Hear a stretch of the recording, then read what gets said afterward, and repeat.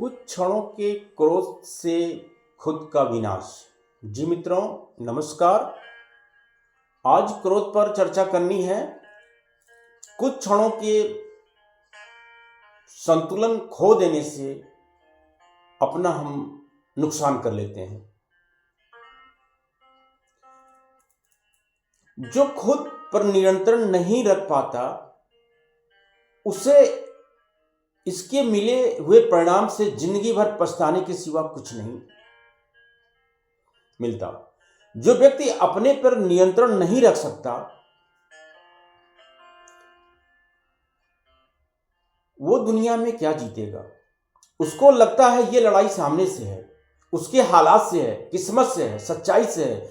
वो खुद रोक नहीं सकता क्योंकि वह अंदर से डरा हुआ है, कमजोर है, उसके अंदर कुछ कमियां हैं जिसको जानता और समझता है, इसलिए जल्दी ही गुस्से में आ जाता है।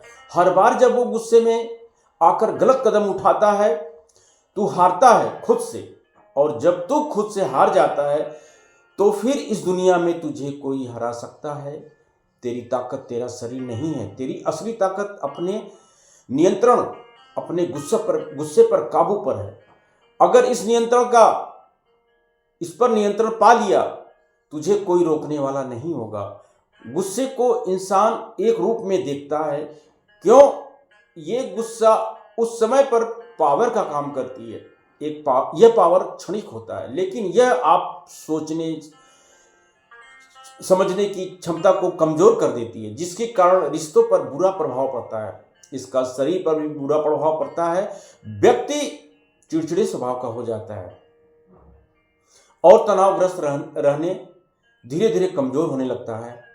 इसलिए गुस्सा पर नियंत्रण जरूरी है। इस कारण व्यक्ति सही गलत के फैसले करने में गुस्से में अंधा हो जाता है और इस क्षणिक समय में अपना नुकसान कर लेता है।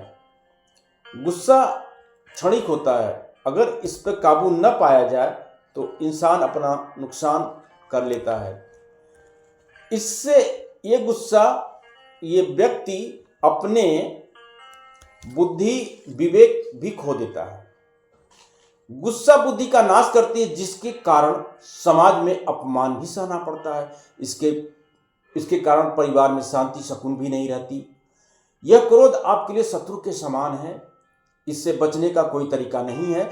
इससे बचना चाहते हो, यह कोई चीज थोड़ी ही है। यह आदत धीरे धीरे जीवन भर बनती है। इसको ऐसे त्याग दोगे, यह जो तुम्हारा क्रोध है तुम खुद हो, यह तुम्हारी आदत है जिसको तुमने जीवन में पोषित किया है, पाला है। यह तुम्हारे रग रग में बस चुका है। जीवन भर क्रोध किया है। क्रोध होता ही इसलिए है। गीता में भगवान श्री कृष्ण ने कहा है, क्रोध से मूर्छा उत्पन्न होती है।